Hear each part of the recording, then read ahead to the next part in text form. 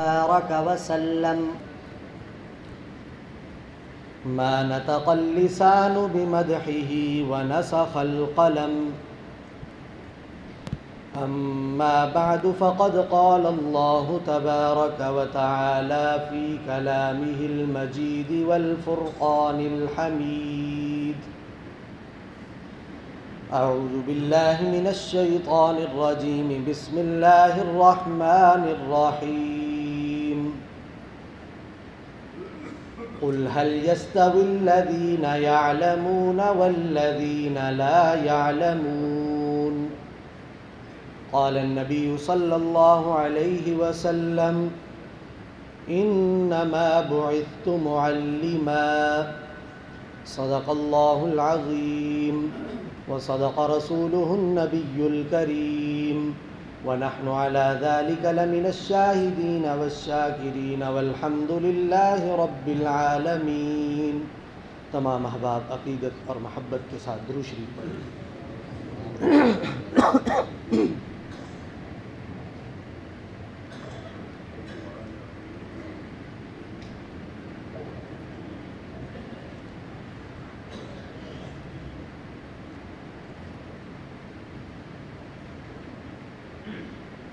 جو حق سے کرے دور وہ تعلیم و تدبیر بھی فتنہ، جو حق سے کرے دور وہ تعلیم و تدبیر بھی فتنہ، اولاد بھی اجداد بھی جاگیر بھی فتنہ، ناحق کے لیے اٹھے تو شمشیر بھی فتنہ، شمشیر ہی کیا نعرہ تکبیر بھی فتنہ۔ انتہائی واجب الاحترام، قابل صد احترام بھائیوں، دوستوں، بزرگوں، آج کی اس بابرکت باسعادت محفل میں ہماری گفتگو کا عنوان ہے تعلیمی ادارے اور بچوں کی تربیت۔ رب ذوالجلال قرآن و سنت کے مطابق گفتگو کرنے کی توفیق عطا فرمائے اور ہماری اس کوشش اور کاوش کو اپنی بارگاہ الہیہ میں قبول فرماتے ہوئے آقا نامدار، محبوب کبریا، شفیع المذنبین، خاتم النبیین، رحمت للعالمین جناب محمد الرسول اللہ صلی اللہ علیہ وسلم کی محبتوں کا اور عنایتوں کا ذریعہ اور وسیلہ بنائے۔ تعلیمی ادارے کسی بھی قوم اور ملت کے لیے ریڑھ کی ہڈی کی حیثیت رکھتے ہیں۔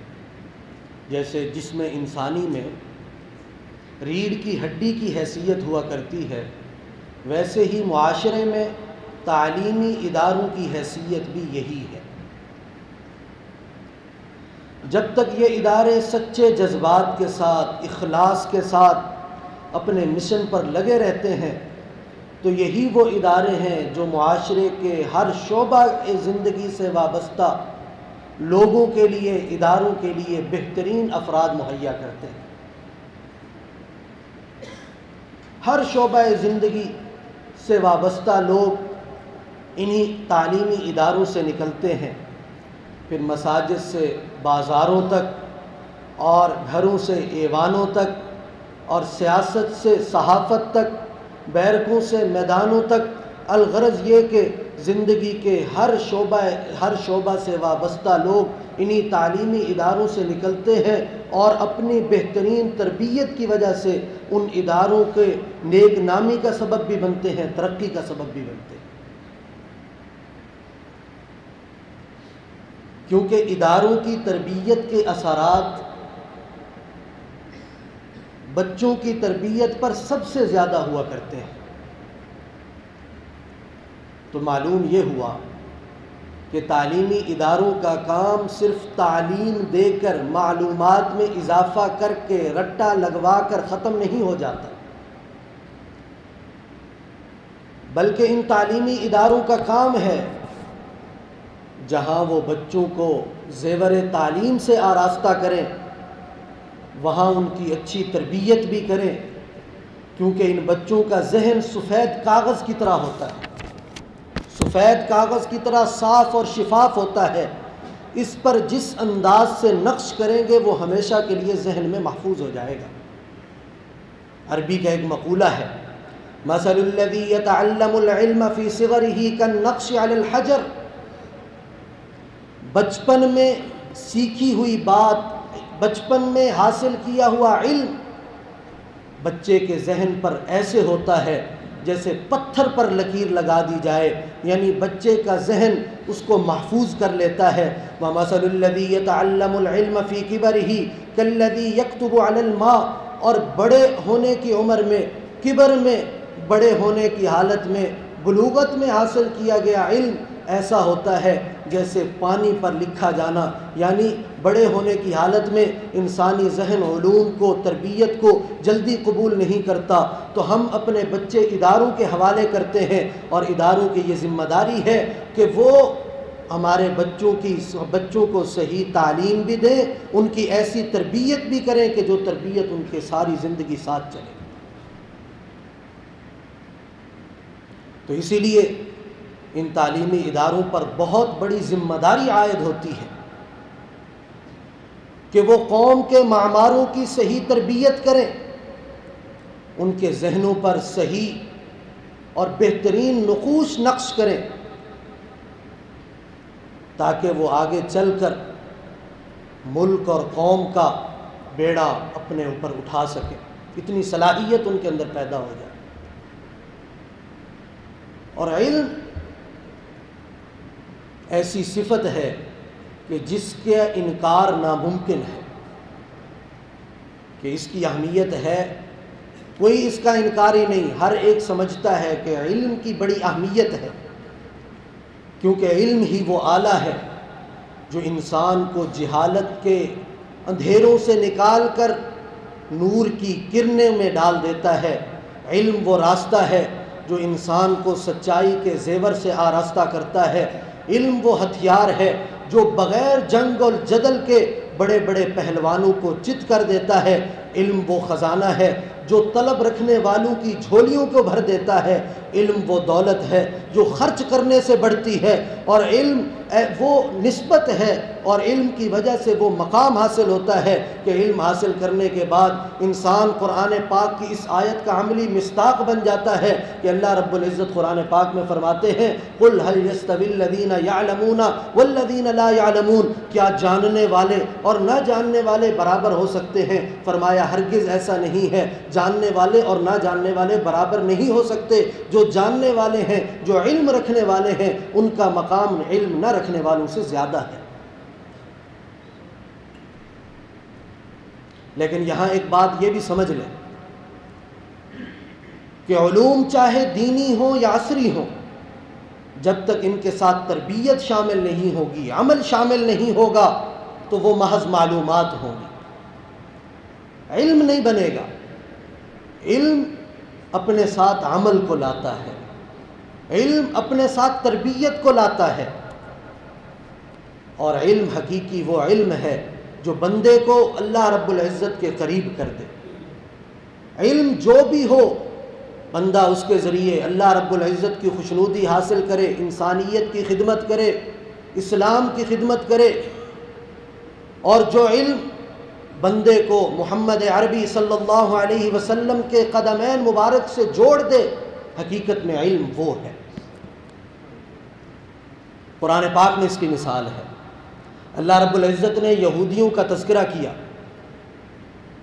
ان کے علم کا تذکرہ کیا، فرمایا وَلَقَدْ عَلِمُوا لَمَنِ اشْتَرَىٰ مَا لَهُ فِي الْآخِرَةِ مِنْ خَلَاقٍ۔ کتنی تاکیدوں کے ساتھ اللہ رب العزت نے بیان کیا کہ یہودی جاننے والے تھے، لام تاکید کے لیے، قد پھر تاکید کے لیے، علم بذات خود تاکید کا معنی دیتا ہے، تو تین تاکیدوں کے ساتھ اللہ رب العزت نے بیان کیا کہ یہودی جو ان کے عالم تھے وہ جانتے تھے، لیکن چونکہ ان کا اپنے علم پر عمل نہیں تھا، وہ ایسے معاملات کرتے تھے کہ آخرت سے دور ہوتے چلے گئے۔ اللہ رب العزت نے اسی آیت کریمہ کے آخر میں فرمایا لو کانوا یعلمون، کاش کہ وہ جانتے ہوتے۔ تین تاکیدوں کے ساتھ پہلے بیان فرما رہے ہیں کہ وہ بڑے جاننے والے تھے، اسی آیت کے آخر میں فرما رہے ہیں کہ کاش وہ جانتے ہوتے۔ تو معلوم ہوا کہ اللہ رب العزت کے ہاں علم قابل قبول وہی ہے جو اپنے ساتھ عمل کو لے کر آتا ہے۔ جس علم پر عمل نہ ہو تو وہ پھر یہودی علماء کی طرح صرف اور صرف معلومات کا خزانہ تو ہو سکتا ہے، اللہ رب العزت کی رضا اور قرب کا ذریعہ نہیں بن سکتا۔ اور اسلام میں علوم کی کتنی اہمیت ہے، علوم کے حصول کی۔ پہلی وحی حضور علیہ الصلاۃ والسلام پر آ رہی ہے، پہلی وحی، اس پر ایمان کی دعوت نہیں ہے، حضور علیہ الصلاۃ والسلام کی رسالت کو تسلیم کرنے کا تذکرہ نہیں ہے، قیامت کو ماننے کا ذکر نہیں ہے۔ پہلی وحی اللہ رب العزت حضور علیہ الصلاۃ والسلام پر نازل فرما رہے ہیں، حضرت جبرائیل امین لے کر آ رہے ہیں۔ پہلی وحی کا پہلا سبق، پہلا درس، پہلا جملہ ہے اقرأ، پڑھیے۔ یہ ہے اسلام کے اندر علوم حاصل کرنے کی اہمیت، جو رہتی دنیا تک اسلام کی طرف سے پیغام ہے کہ اسلام ہمیشہ علمی سرگرمیوں کی حمایت کرتا ہے اور ہمیشہ ایسے جذبوں کو قدر کی نگاہ سے دیکھتا ہے جس میں حصول علم کی تڑپ پائی جاتی ہے۔ اور علم کی فضیلت اس آیت مبارکہ سے سمجھیے، اللہ رب العزت حضور علیہ الصلاۃ والسلام کو حکم دے رہے ہیں، اے محبوب دعا کرو۔ کیا دعا کرو؟ قل رب زدنی علما، اے رب میرے علم میں اضافہ فرما۔ حضور علیہ الصلاۃ والسلام سے دعا کرائی جا رہی ہے کیونکہ حضور علیہ الصلاۃ والسلام ساری انسانیت کے لیے مقتدا ہیں، رہنما ہیں، پیشوا ہیں، اور قیامت تک کے سارے علوم کی سند آپ علیہ الصلاۃ والسلام تک آ کر ملتی ہے۔ اسی لیے تو حضور علیہ الصلاۃ والسلام نے ارشاد فرمایا انما بعثت معلما، اللہ رب العزت نے مجھے معلم بنا کر بھیجا۔ تو اندازہ لگائیں کہ یہ کتنا اہمیت والا، کتنا مقام والا کام ہے۔ اسی لیے بڑی فضیلت والے ہیں، بڑے مقام رکھنے والے ہیں وہ علماء کرام، وہ اساتذہ اعظام جنہوں نے اپنی زندگیاں اس علوم کی ترویج کے لیے، اشاعت کے لیے وقف کر دی، کیونکہ نبیوں والا کام ہے۔ حضور علیہ الصلاۃ والسلام نے اپنے آپ کو معلم فرمایا ہے، حضور علیہ الصلاۃ والسلام کو سکھایا جا رہا ہے اللہ سے دعا کرو کہ علم میں اضافہ ہو۔ پہلی وحی اقرا کی شکل میں آ رہی ہے، تو اس سے تعلیم کی اہمیت تو اظہر من الشمس واضح ہو جاتی ہے کہ اللہ رب العزت کے ہاں اسلام کے نزدیک، حضور علیہ الصلاۃ والسلام کے نزدیک علوم کی کیا اہمیت ہے۔ لیکن ان تمام مقاصد کے حصول کے لیے ایسے اداروں کا قیام ضروری ہے جو معاشرہ کو علم فراہم کرنے کے ساتھ ساتھ تربیت کے اوصاف سے بھی مزین کریں۔ اور یہ بات ذہن نشین کر لینی چاہیے کہ علم صرف معلومات کا اکٹھا کر لینا یہ کافی نہیں ہے، اس سے نجات نہیں ہوگی، اس سے اللہ رب العزت کی خوشنودی حاصل نہیں ہوگی۔ نجات کب ہوگی؟ اللہ رب العزت کی خوشنودی اور قرب اور رضا کب حاصل ہوگا؟ تمام انبیاء کو اللہ رب العزت نے مبعوث کیوں فرمایا؟ اس لیے کہ وہ لوگوں کو علوم بھی سکھائیں، لوگوں کو زیور علم سے آراستہ بھی کریں اور ان لوگوں کی تربیت بھی کریں اور ان کو عمل پر ابھاریں۔ تو وہ علم جو عمل لے کر آتا ہے اللہ رب العزت کو حقیقی طور پر وہ علم مقصود ہے۔ اور علم عمل کب لے کر آئے گا؟ جب سکھانے والے اساتذہ کرام، جب ادارے اس طرف توجہ دیں گے اور بچوں کو زیور علم سے آراستہ کرنے کے ساتھ ساتھ اسلامی اصولوں کے مطابق ان کی تربیت بھی کریں گے۔ اور یاد رکھیں کہ بچوں کی تربیت انتہائی اہم معاملہ ہے اور بڑا نازک معاملہ ہے، جس میں ذرہ برابر بھی کوتاہی کی گنجائش نہیں ہے، کیونکہ بچے قوم کے معمار ہوتے ہیں۔ اگر ان کو صحیح آپ نے تربیت دے دی تو اس کا مطلب یہ ہے کہ آپ نے اچھے اور مضبوط معاشرے کی بنیاد قائم کر دی۔ بچوں کی اچھی تربیت سے مثالی معاشرہ وجود میں آتا ہے،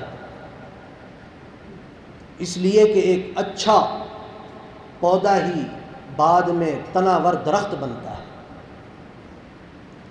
آپ اچھے پودے لگائیں گے، اچھے درخت آئیں گے۔ تو اسی لیے بڑی ضرورت ہے اس معاملہ پر، اس معاملہ کی اہمیت کو سمجھنے کی، کہ بچوں کی تعلیم کا بھی خیال کریں، ان کی تربیت کا بھی خیال کریں۔ تربیت کہتے کسے ہیں؟ کہ بچے میں اچھے اخلاق اور عادات پیدا کرنے کی کوشش کرنا، اور اس کے لیے پاکیزہ اور صالح ماحول فراہم کرنا، اور برے اخلاق اور عادات سے بچوں کو بچانا۔ لیکن بڑی بدقسمتی ہے ہماری کہ ہمارے تعلیمی ادارے اپنے اس اصل مقصد سے ہٹ چکے ہیں، اکثریت الا ماشاء اللہ۔ اب تعلیمی ادارے محض کاروباری ادارے بن کے رہ گئے، تعلیم و تربیت کے بجائے بے تحاشا روپیہ پیسہ کمانے کا ذریعہ بن گئے، ڈگریاں تقسیم کرنے کا ذریعہ بن گئے۔ وجہ کیا ہے؟ بچہ علم داخلہ لیتا ہے، اس کو بھی پتہ ہے 2 سال کی ڈگری ہے، ڈگری مل جائے گی، لیکن اس بات پر غور کریں کہ آپ کا بچے نے 4 سالہ ڈگری کی، کتنا علم حاصل کیا؟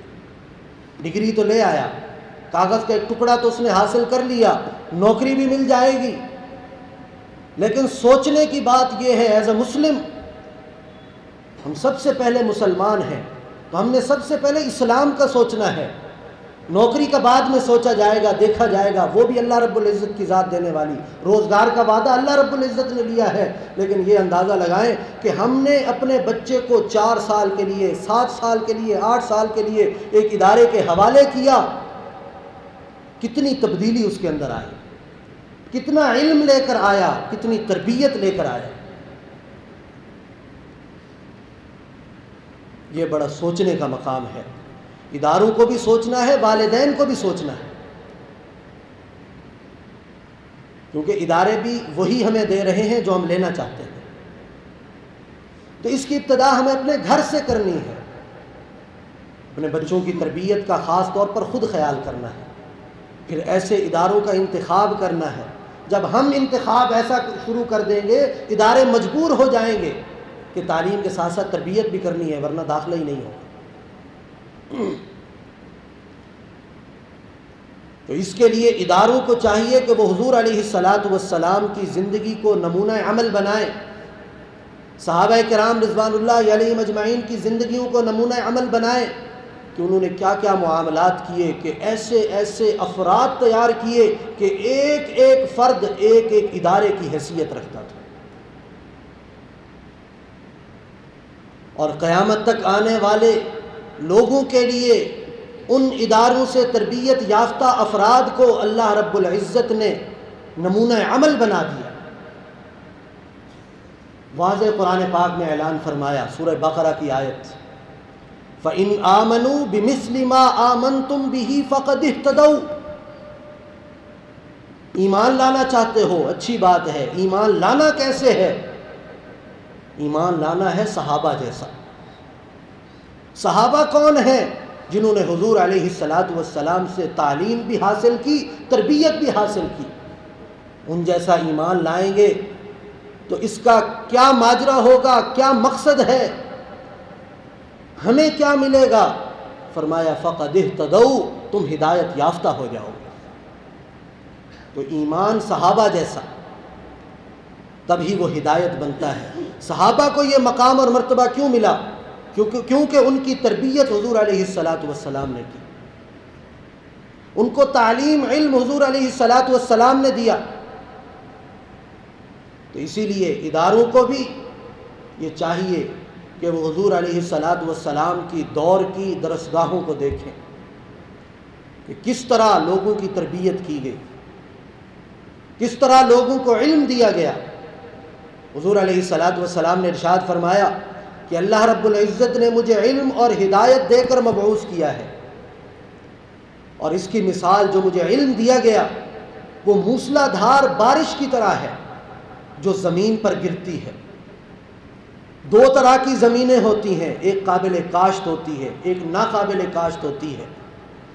جو قابل کاشت ہوتی ہے وہ اب پانی کو اپنے اندر جذب کرتی ہے، جس سے سبزہ اگتا ہے، جس سے لوگ نفع اٹھاتے ہیں، جس سے لوگ کھیتی باڑی کرتے ہیں اور اس پانی سے خود بھی پیتے ہیں، لوگوں کو بھی پلاتے ہیں۔ دوسری طرف ناقابل کاشت وہ پہاڑ ہوتے ہیں جو زمین وہ پانی کو لے تو لیتے ہیں لیکن وہ اس سے کوئی نفع حاصل نہیں کر پاتے، پانی وہیں جمع رہتا ہے، وہیں اکٹھا رہتا ہے۔ فرمایا کہ جس نے دین کو سمجھا، جس نے اس کو سیکھا، جس نے آگے سکھایا، میرے طریقوں کے مطابق زندگی کو گزارا، اس کی مثال کاشتکار زمین کی طرح ہے۔ اور جس نے محض سنا اور انسنا کر دیا، جس نے سیکھا نہیں، آگے سکھایا نہیں، عمل نہیں کیا، اس کی مثال ناقابل کاشت زمین کی طرح ہے، بنجر زمین ہے، کوئی اثر نہیں ہو رہا۔ تو ہم نے اپنے آپ کو اس بنجر پن سے بھی نکالنا ہے، حضور علیہ السلام کی تعلیمات پر عمل کرنا ہے۔ اور حضور علیہ السلام نے اور حضور علیہ السلام کے صحابہ نے ایسے ادارے قائم کیے جو علم اور حکمت کے موتی بکھیرا کرتے تھے۔ شاعر اس کی منظر کشی کرتا ہے، درفشانی نے تیری قطروں کو دریا کر دیا، قطرے تھے دریا بنا دیا۔ درفشانی نے تیری قطروں کو دریا کر دیا، دل کو روشن آنکھوں کو بینا کر دیا۔ خود نہ تھے جو راہ پر اوروں کے ہادی بن گئے، کیا نظر تھی جس نے مردوں کو مسیحا کر دیا۔ یہ اداروں کا کام ہوتا ہے۔ حضور علیہ السلام کے دور مبارک کے درسگاہیں، ایک درسگاہ بیت فاطمہ بن خطاب رضی اللہ عنہ جو حضرت فاروق اعظم رضی اللہ عنہ کی بہن ہے، اول ایمان لانے والوں میں سے ہیں۔ حضرت خباب بن ارت رضی اللہ عنہ کو حضور علیہ السلام نے مقرر فرمایا کہ ان میاں بیوی کو حضرت سعید بن زید اور حضرت فاطمہ رضی اللہ عنہ کو تعلیم بھی سکھائیں، ان کی اسلامی اصولوں کے مطابق تربیت بھی کریں۔ اور پھر کیسے تربیت کی حضرت سعید بن زید رضی اللہ عنہ کی کہ حضور علیہ السلام نے 10 صحابہ کرام رضوان اللہ علیہم اجمعین کے بارے میں فرمایا کہ یہ 10 مبشرہ ہیں، یہ 10 صحابی جنت میں جانے والے ہیں، ان میں ایک اس درسگاہ کے تربیت یافتہ حضرت سعید بن زید بھی ہے۔ ایسا ادارہ درسگاہ دار ارقم، یہ مکان بھی مکہ مکرمہ میں حضرت ارقم بن ابو ارقم رضی اللہ عنہ کے گھر پر تھا، جو صفا پہاڑی کے اوپر تھا۔ نبی کریم صلی اللہ علیہ وسلم ابتدائی اسلام میں یہاں لوگوں کو جمع فرما کر ان کی تعلیم اور تربیت کا اہتمام فرمایا کرتے تھے۔ یہاں سے صحابہ کرام رضوان اللہ علیہم اجمعین کی ایک بڑی جماعت نکلی، حضور علیہ السلام کے اور اس ادارہ کے تربیت یافتہ صحابہ یہاں سے نکلے۔ اسی طرح درسگاہ بنو زریق، قبیلہ خزرج کی یہ شاخ ہے بنو زریق، ہجرت سے پہلے ہی اسلام لے کر آ گئے۔ ان کے ایک قبیلہ کے حضرت رافع بن مالک رضی اللہ عنہ، اس مقام پر انہوں نے ایک ادارہ قائم کیا، یہاں لوگوں کو جمع کیا، یہاں پر لوگوں کو جمع فرما کر ان کو قرآن کی تعلیم دیتے، حضور علیہ السلام کی فرامین کی تعلیم دی جاتی، اور یہاں پر ماحول سازگار بنایا گیا کہ حضور علیہ السلام پھر ہجرت کر کے مکہ مکرمہ سے مدینہ منورہ تشریف لے کر آئے۔ اسی طرح درسگاہ مسجد قباء، حضور علیہ السلام کی ہجرت سے پہلے ہی یہاں پر بھی تعلیم و تعلم شروع ہو چکا تھا۔ اور پھر مرکزی درسگاہ جو قائم کی گئی وہ مسجد نبوی میں حضور علیہ السلام صحابہ کرام رضوان اللہ علیہم اجمعین کو تعلیم دیا کرتے، اور یہاں حلقہ بہت بڑا تھا۔ حضرت جابر بن سمرہ رضی اللہ عنہ فرماتے ہیں کہ یہاں حلقہ بڑا ہوا کرتا تھا، اسی لیے وہ تعلیم کے متوالے، تعلیم کے طلبگار صحابہ کرام رضوان اللہ علیہم اجمعین مسجد نبوی میں آتے، جہاں جگہ ملتی بیٹھ جایا کرتے تھے۔ جی ہاں، یہی وہ ادارے ہیں کہ جن کی بنیاد خود حضور علیہ السلام نے رکھی، صحابہ کرام رضوان اللہ علیہم اجمعین نے رکھی، اور جن کا فیضان آج تک اور قیامت تک جاری اور ساری رہے گا۔ تو ہمارے اداروں کو ان اداروں سے روشنی لینے کی ضرورت ہے، تاکہ ہم بھی ایسے افراد تیار کریں، ایسی قوم تیار کر پائیں کہ جو بعد میں قوم کو سنبھال بھی سکیں، سچے پاکستانی بھی بن سکیں اور پکے مسلمان بھی بن سکیں۔ اس کے لیے چند ضروری اقدامات وقت کی نزاکت کو مد نظر رکھتے ہوئے اداروں کو کیا کرنا چاہیے۔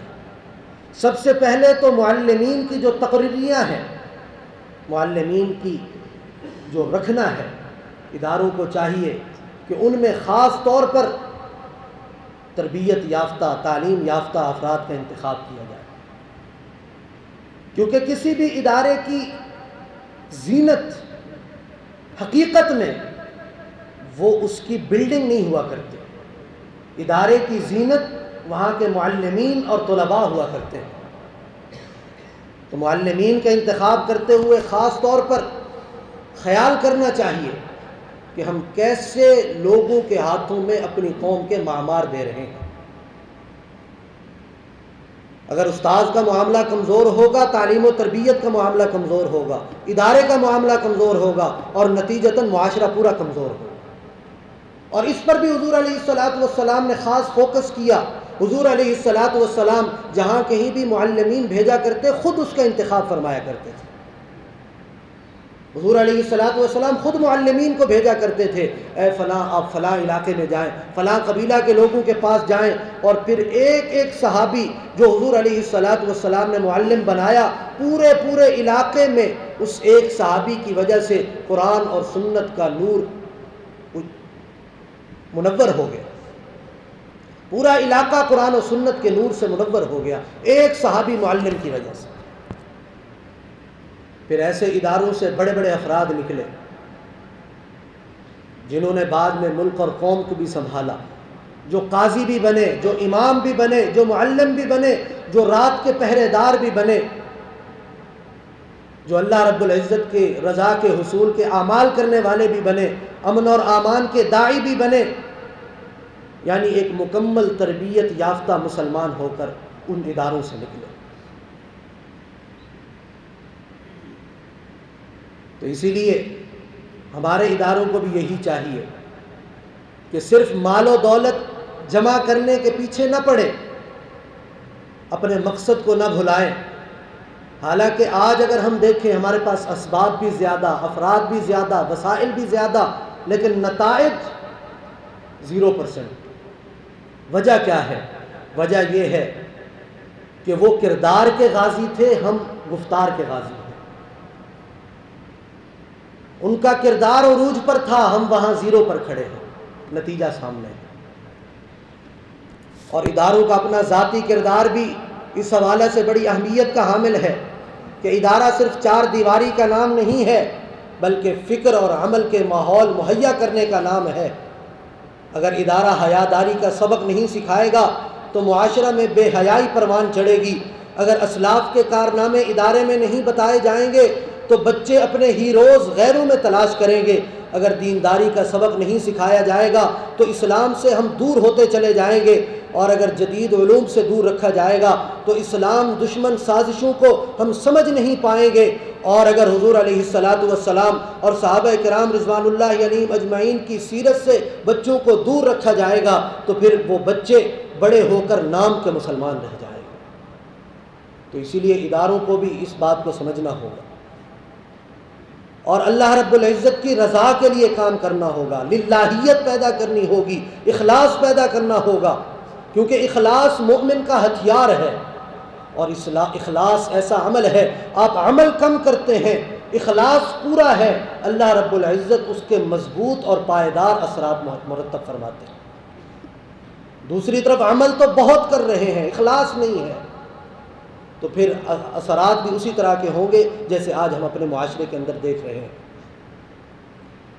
اور اسی طرح ہم سب کو اس وقت ضرورت ہے دیانت، امانت، صداقت اور شجاعت کے سبق کو یاد کرنے کی، دہرانے کی، اپنے دل میں جگہ دینے کی، کیونکہ من حیث القوم ہم میں سے ہر شخص تبدیلی تو چاہتا ہے لیکن خود کو تبدیل کرنا نہیں چاہتا۔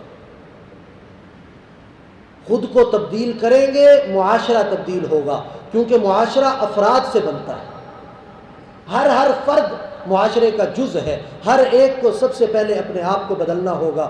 اس لیے علامہ اقبال رحمہ اللہ نے کیا خوب کہا تھا، سبق پڑھ صداقت کا، شجاعت کا، عدالت کا، سبق پڑھ صداقت کا، شجاعت کا، عدالت کا، لیا جائے گا تجھ سے کام دنیا کی امامت کا۔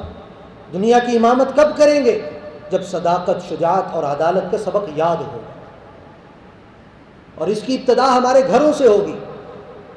حضرت شیخ عبد القادر جیلانی رحمہ اللہ بچے ہیں، علم حاصل کرنے کے لیے جا رہے ہیں، راستے میں ڈاکو راستہ روک لیتے ہیں، ان کی سچائی کی وجہ سے پورا کا پورا وہ ڈاکوؤں کا لشکر توبہ کرنے پر مجبور ہو جاتا ہے۔ وہ تربیت کہاں سے لی؟ اپنی گھر سے، اپنی ماں کے تربیت یافتہ۔ تو تربیت اپنے گھروں سے ابتدا کریں۔ بچے کے لیے پہلی درسگاہ ماں کی گود ہوا کرتی ہے۔ حضرت عبد القادر جیلانی رحمہ اللہ کا یہ واقعہ ہم سب کے لیے نمونہ عمل ہے کہ ایک بچہ بنیاد بن گیا ڈاکوؤں کے پورے گروہ کی توبہ کرنے کا۔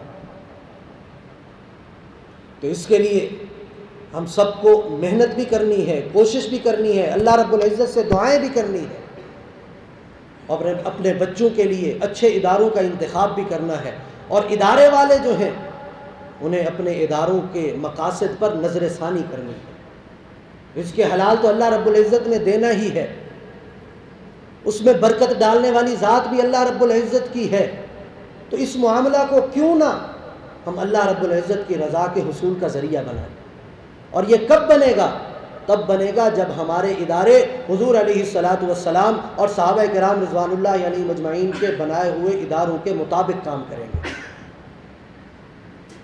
تو پوری گفتگو کا خلاصہ کہ تعلیمی ادارے معاشرے کی اصلاح کا مؤثر ذریعہ ہے، ان کی ذمہ داری ہے کہ وہ ان کو صحیح رخ پر چلائیں۔ ریاست کی بھی ذمہ داری ہے کہ ان اداروں سے درستگی والا کام لیں، ان کے اسلامی اصولوں کے مطابق ان کے قواعد اور ضوابط مرتب کیے جائیں۔ حضرت حسن بن علی رضی اللہ عنہ کی اپنے خاندان کے بچوں پر جو انہوں نے ان کو نصیحت کی، اس پر اپنی بات کا اختتام کرتا ہوں۔ حضرت حسن بن علی رضی اللہ عنہ نے اپنے خاندان کے بچوں کو فرمایا کہ تم خوب علم حاصل کرو، خوب علم حاصل کرو، کیونکہ تم صغار قوم ہو، قوم کے چھوٹے ہو، تم نے قوم کبار قوم بننا ہے، قوم کے بڑے بننا ہے، اسی لیے تم سب کو ضرورت ہے کہ اپنے علم میں پختگی حاصل کرو۔ اللہ رب العزت سے دعا ہے اللہ تعالی ہم سب کو عمل کرنے کی توفیق عطا فرمائے، اور ہمارے تمام اداروں کو اپنے احکام کے مطابق کام کرنے کی توفیق عطا فرمائے۔